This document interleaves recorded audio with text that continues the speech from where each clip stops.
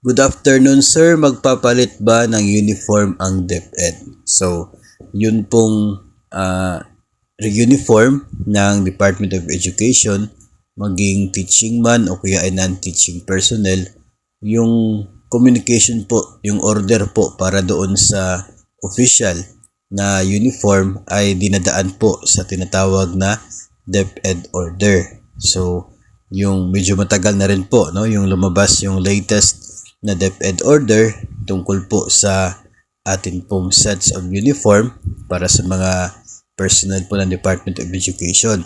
Kung magkakaroon po ng bagong set of uniform, ay magkakaroon muna ng panibagong DepEd order kung saan nakapaloob po, no, yung mga design at saka yung ibang mga impormasyon tungkol po dito sa atin pong set of uniform kung magpapalit man po. So far sa ngayon, wala pa pong ganong DepEd order, so hindi pa po tayo magpapalit ng ating pong uniform. Possible po, nakikita po natin yung possibility na magkakaroon siguro ng pagbabago, no, in relation doon po sa bagong dress code na ginawa po ng Civil Service Commission. Kasi yung mga heads of agency ay dapat sila gagawa ng kanilang internal rules and procedures sa implementation na nasabi pong bagong dress code. So pwedeng yun ang magiging laman ng DepEd order na siya pong pagsunod ng DepEd sa circular ng Civil Service Commission. So mayroong possibility po, no, pwedeng mangyari na until June.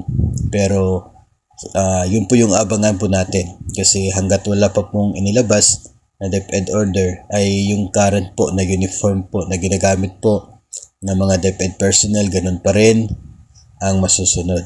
No, timing din naman dahil pagdating ng Abril ay yung release ng Uniform Clothing Allowance. No, so hopefully ay magkaroon, no, ng sabing DepEd order bago lalabas o bago ibibigay ng uniform allowance. Nang sa ganun ay pagdating po ng allowance ay magagamit na para doon sa bagong set, no, at hindi na po ibibili ng current na set tapos babaguhin lang. So sayang din, no? So we will just look forward into it, no? Abangan po natin kung ano po yung magiging update in the near future at atin pong ihahatid sa inyo. So far sa ngayon, wala pa po DepEd order para sa pagpapalit ng atin pong uniform, pero abangan po natin dahil meron po talagang chance na mangyari yan para po sa implementation ng bagong dress code na in-order po, no, ng Civil Service Commission sa pamamagitan ng kanila pong